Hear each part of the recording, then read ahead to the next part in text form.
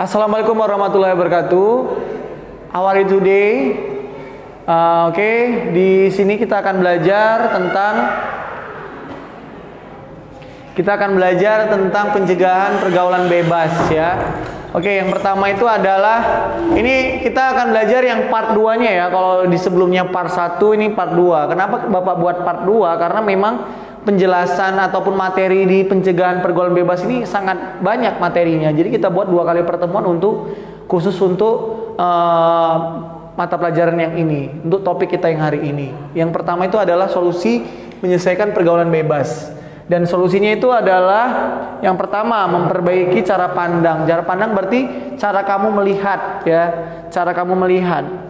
Maksudnya itu dengan mencoba bersikap optimis dan hidup dalam kenyataan. Maksudnya sebaiknya dari kecil remaja dididik agar tidak memiliki angan-angan yang tidak sesuai dengan kemampuannya, sehingga apabila remaja mendapatkan kekecewaan mereka akan mampu menanggapinya dengan positif ya. Jadi kalau kamu melihat sesuatu, kamu harus bersikap optimis, jangan bersikap pesimis ya. Dalam hal apapun, terutama hal-hal yang positif, kamu harus berpikir optimis, kamu harus yakin, kamu harus percaya diri ya. Kemudian yang kedua, menjaga keseimbangan pola hidup. Maksudnya pola hidup itu apa? Remaja perlu belajar disiplin dengan mengelola waktu, emosi, energi, serta pikiran dengan baik dalam bermanfaat. Misalnya dalam kegiatan sehari-hari serta mengisi waktu luang dengan kegiatan yang positif. Contoh, kamu buatlah kegiatan kamu atau yang disebut dengan timetable ya. Kamu buat kegiatan timetable. Kamu buat kegiatan, kamu buat pukulnya, misalnya nih contoh, si Fulan bangun jam 4 pagi. Jam 4 pagi itu kamu ngapain? Kamu buat waktunya. Misal kamu buat jam 4 pagi bangun. Setelah bangun kamu ngapain? Misalnya mandi. Kemudian jam 4:10, jam 4:15 kamu ngapain? Misalnya sholat tahajud. Kamu buatlah kegiatannya sholat tahajud. Begitu seterusnya, kamu buat timetable. Jadi kamu buat timetable itu tujuannya untuk apa, Pak? Supaya tahu terperinci kegiatan kamu satu hari itu ngapain aja. Mulai dari kamu bangun tidur sampai kamu terlelap, sampai kamu tidur kembali. Jadi waktu kamu itu jelas. Jadi kamu nggak buang waktunya, nggak sia-sia. Kamu manfaatkan betul waktu kamu itu dengan baik, ya. Kamu kamu buang waktu kamu dengan sia-sia. Kamu buat kegiatan kamu itu hal yang semua yang positif, tidak ada kegiatan yang negatif. Jadi kamu buat itu misalnya dari hari Senin sampai hari Minggu. Hari Minggu itu kegiatan kamu ngapain? Kalau misalnya sekolah nggak ada ya kamu buat di hari Minggu itu kegiatannya nggak ada sekolah, kamu ganti, ya. Itu dia. Jadi kamu bisa mengatur pola hidup kamu. Kemudian yang ketiga, jujur pada diri sendiri. Jadi artinya adalah menyadari bahwa pada dasarnya tiap-tiap individu ingin yang terbaik untuk diri masing-masing, sehingga jika itu terjadi, jadi kamu itu harus harus jujur sama diri kamu sendiri dulu, baru kamu jujur sama orang lain. Jangan kamu berbohong ataupun melakukan tindakan yang tidak baik, ataupun kamu membohongi diri sendiri juga tidak baik. Pokoknya berbohong itu dalam Islam itu tidak dibenarkan. Ya, itu dia. Kemudian selanjutnya nomor 4, memperbaiki cara berkomunikasi. Jadi kalau kamu mau berkomunikasi dengan baik, ya kamu komunikasi itu pertama kali terjalin di mana? Di keluarga. Jadi kamu dibina, dididik dari keluarga kamu dulu. Karena guru pertama adalah orang tua. Jadi kalau di keluarga kamu ngomongnya yang bagus, ngomongnya yang berattitude baik, insya Allah kamu pun ngomongnya yang baik, ya. Dan bergaul kamu dengan orang-orang yang baik, berarti komunikasi pun kamu baik juga. Jadi komunikasi kamu itu berbicara kamu tidak suka-suka hati, ya. Itu dia. Kemudian yang kelima, perlunya remaja berpikir untuk masa depan. Ya ini sangat wajib ya. Jadi kamu berpikir, kamu tamat sekolah itu mau jadi apa? Tamat dari SMP ini kamu mau kemana sekolahnya? Biasanya kalau ditanya SMP itu udah tahu cita-cita dia mau jadi apa. Yang biasanya itu pada umumnya yang bilang jadi dokter lah, jadi insinyur lah, jadi pilot lah, jadi apalagi, jadi tentara, polisi. Itu biasanya kalau cita-cita itu. Jadi kalian harus bisa memikirkan masa depan kalian mau jadi apa. Terkadang masa depan itu bisa terjadi oleh hobi. Asalkan hobi kalian itu yang baik, bukan yang tidak baik ya. Kemudian yang nomor 6, tanamkan nilai agama. Jadi kalian dari kecil itu udah, kalau dalam agama Islam, dari kecil itu kita udah diajari ilmu agama sama orang tua kita. Kita diajari baca-bacaan sholat, baik itu kita ngaji di guru ngaji. Karena memang penting dalam Islam itu dari kecil, dari didik dari agama. Jadi besar dia udah ngerti. Jangan dari besar kau belajar ilmu agama, susah nangkapnya ya. Kemudian yang ke-7, kurangi menonton TV ya, karena menonton TV itu dampaknya ada kemana, ke badan kamu lah, salah satunya mata. Kalau kamu banyak nonton TV, mata kamu bisa rabun, bisa kamu pakai kacamata di usia muda. Jangan sampai hal itu terjadi ya. Jangan bangga kamu pakai kacamata di usia muda, karena kamu terkesan nampak tua, dewasa ya. Jangan seperti itu. Kalau bisa menonton acara TV pun acara-acara yang mendidik, jangan acara-acara yang tidak mendidik. Kadang ada sinetron-sinetron percintaan, itu kamu lihat, jangan, tuh nggak bagus. Karena sosial kalian itu belum boleh yang namanya pacaran, dan dalam Islam juga tidak ada pacaran. Kemudian yang ke-8, banyak beraktivitas positif, ya melakukan hal yang positif. Contohnya seperti apa? Olahraga, mengikuti pengajian, apalagi belajar, jalan-jalan yang berfaedah, seperti itu. Kemudian yang nomor 9, sosialisasi bahaya pergaulan bebas. Nah, jadi kalau bisa kita mengikuti kegiatan-kegiatan seminar tentang pergaulan bebas, ataupun kita mencari tahunya dari mana?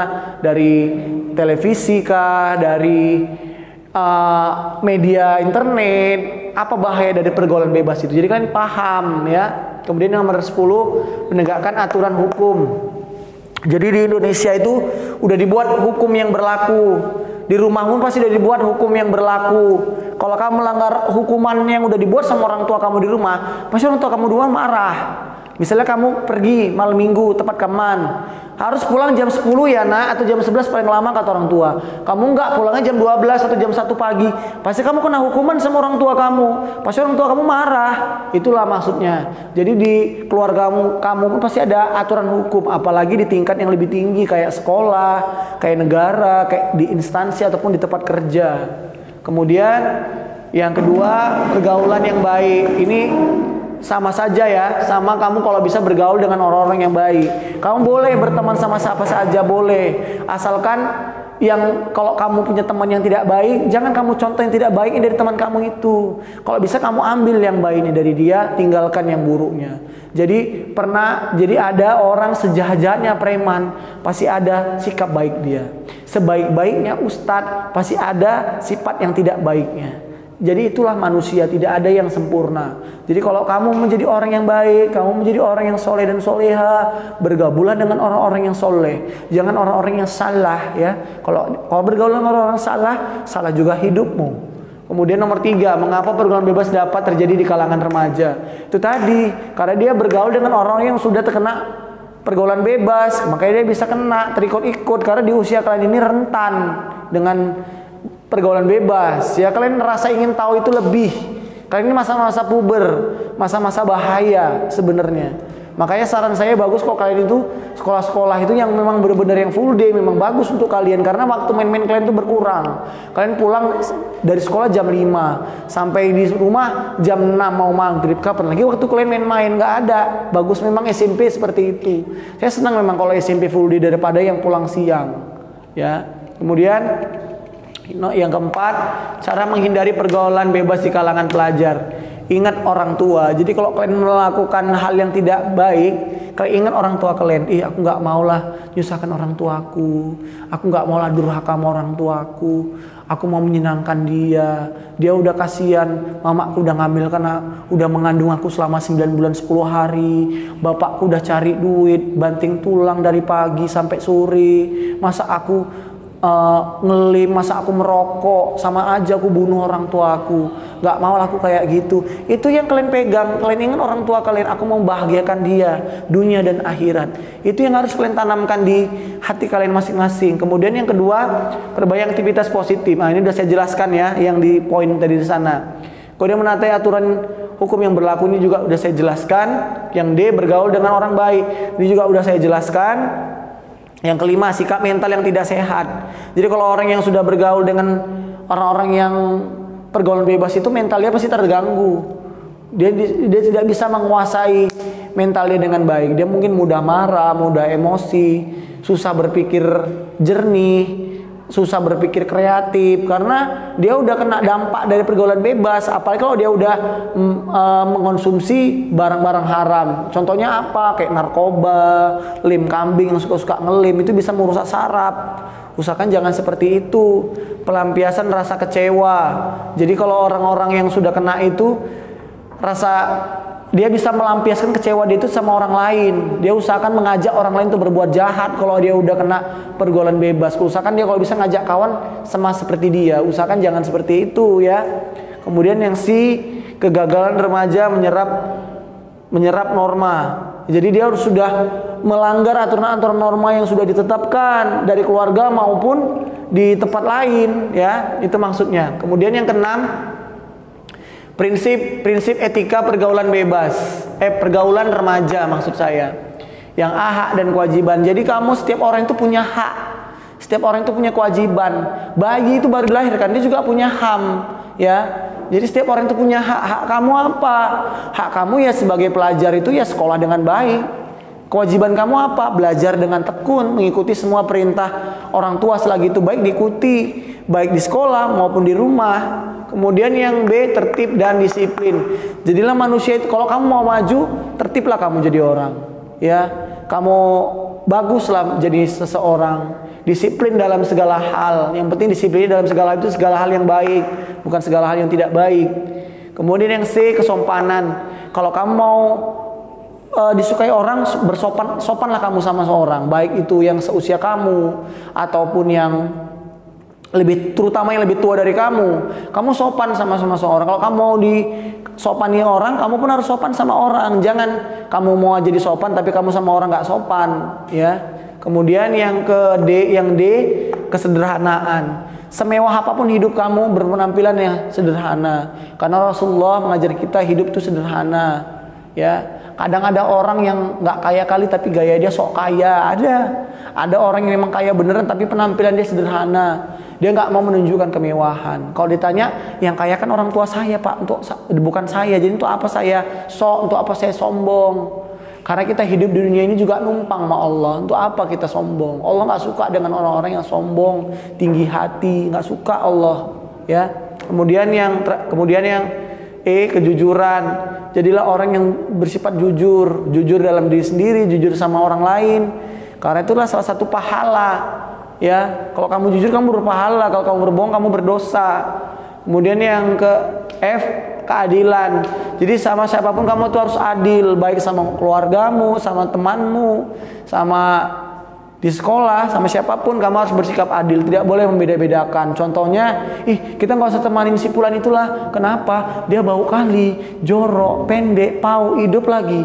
Nggak usah kita temanin dia, kita ejein aja dia. Kita berteman sama orang-orang yang yang ganteng, yang cantik, yang kaya. Jangan, kamu itu namanya nggak adil.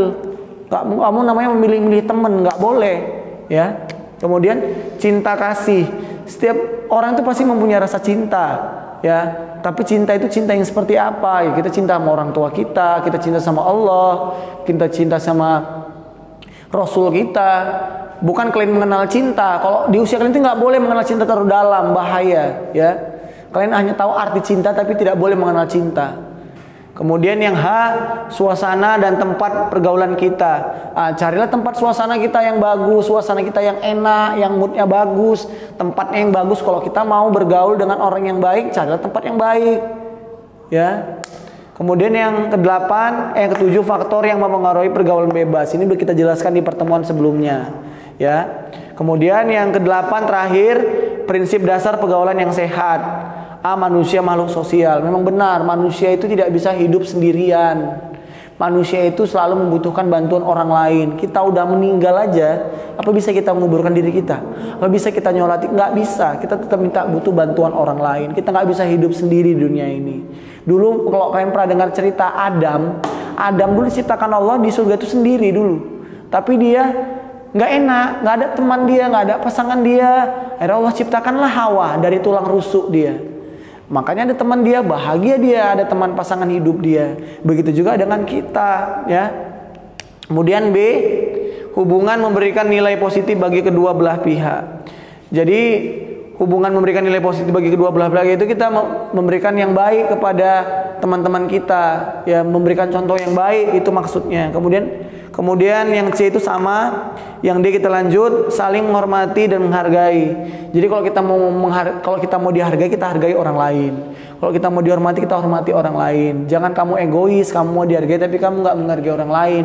Itu nggak boleh seperti itu. Terutama sama orang yang lebih tua kamu hargai, sama teman sebaya kamu, sama adik-adik kamu juga saling menghargai. Kemudian yang selanjutnya, tidak berprasangka buruk. Jadi kita itu sama orang nggak boleh suudzon. Kalau bisa kita selalu berpikir sunuzon. Kalau tidak salah bahasa Arabnya seperti itu, ya. Jadi kalau kita udah berprasangka buruk sama orang, kita tuh udah dapat dosa. Contoh nih, misalnya kalian kerja kelompok. Si Nazla tadi kok lama kali datang ya? Kurasa dia masih tidur ini di rumahnya. Kurasa dia pun entah apanya ini, entah ngapa-ngapain dia ini lagi. Gak boleh, itu berprasangka yang tidak baik. Entah pun dia nggak datang, nah, itu berprasangka yang tidak baik. Kalau bisa berprasangka yang baik, oh mungkin dia lagi macet di jalan makanya dia nggak datang. Entah mungkin dia ada kerjaan lain makanya dia terlambat. Itu berprasangka baiknya. Kemudian F, saling memahami perbedaan. Jadi setiap manusia itu kan pasti berbeda. Ada gemuk, ada kurus, ada hitam, ada putih. Jadi kamu harus bisa memahami perbedaan itu. Malah jangan kamu bully teman-teman kamu yang hitam, yang misalnya jelek, jangan. Karena dia juga ciptaan Allah. Kita ini semua ciptaan Allah. Kalau kita menghina orang, berarti kita menghina penciptanya. Begitu. Karena nggak mungkin Allah semua buat manusia sama. Nggak mungkin Allah ciptakan laki-laki semua di dunia ini, nggak mungkin. Nggak mungkin Allah ciptakan di dunia ini semua perempuan semua, nggak mungkin. Pasti berpasang-pasangan. Ada perempuan, ada laki-laki, ada siang, ada malam, ada putih, ada hitam, ada kurus, ada gemuk, kan gitu, ya. Kemudian yang G, saling dilahirkan manusia dilahirkan dengan berbagai macam perbedaan. Itu tadi perbedaannya. Kalau di Indonesia, perbedaan sama di Eropa apa? Kalau di Eropa orangnya putih-putih, tinggi-tinggi, bola matanya biru, rambutnya pirang. Kalau kita apa? Pendek-pendek, warna coklat sawo mateng, hidung pesek, rambutnya hitam. Kan beda itu, ya kan? Kalau orang Cina apalagi? Matanya cipit-cipit, hidungnya pesek, kulitnya putih. Orangnya nggak terlalu tinggi-tinggi sama kayak kita karena masih kawasan Asia. Kemudian yang A, saling memberikan nasihat. Jadi kita itu kalau punya teman yang cerewet demi kebaikan, kita itu bangga daripada punya teman yang cuek. Fulan, kau udah sholat subuh tadi? Belum, sholat lah kau sekarang. Misalnya kalau kalian jumpa nih di saat bebarengan, dia misalnya tidur di rumahmu, kau sholatlah dulu. Sholat sana, itu teman yang baik. Tapi kalau teman yang nggak baik, dibiarin aja, udahlah, biar aja, ngapain kita bilangin dia. Itu namanya teman yang nggak baik. Kadang ada orang yang dinasihati malah nggak seneng. Kau ceramah pula di sini, ceramah kau di masjid, bukan kau ceramah di sini. Ya biar aja lah, aku nggak sholat, kan aku yang nanggung dosa. Itu namanya teman-teman yang mulut-mulut lantam. Dikasih tahu nggak tahu diri, itu nggak boleh, ya. Kemudian yang terakhir, mengajak teman kepada kebenaran. Itu tadilah, yuk woi ikut pengajian sama aku, pengajian sana, itu mengajak untuk yang kebenaran. Yuk woi ikut ini kegiatan sosialisasi, misalnya pergaulan bebas, itu kegiatan yang baik, ya kan? Kalau bisa kamu ikut, jadi menambah wawasan kamu, menambah ilmu agama kamu, menambah pengetahuan kamu. Jadi ilmu kamu itu gak hanya di situ-situ aja, ya. Oke, setelah udah Bapak jelaskan kali ini, itulah perjumpaan kita pada hari ini, ya. Lebih kurangnya Bapak mohon maaf. Untuk masalah tugas nanti akan Bapak jelaskan. Tugasnya langsung saja Bapak jelaskan. Kalian ringkaslah yang ada di sini, kalian tulis penjelasan Bapak ini yang di buku catatan kalian. Kemudian kalian buat soal 5 saja. Kalian buat soalnya dan jawab, kirim di GCR. Itu saja. Terima kasih. Assalamualaikum warahmatullahi wabarakatuh. Selamat pagi, salam olahraga.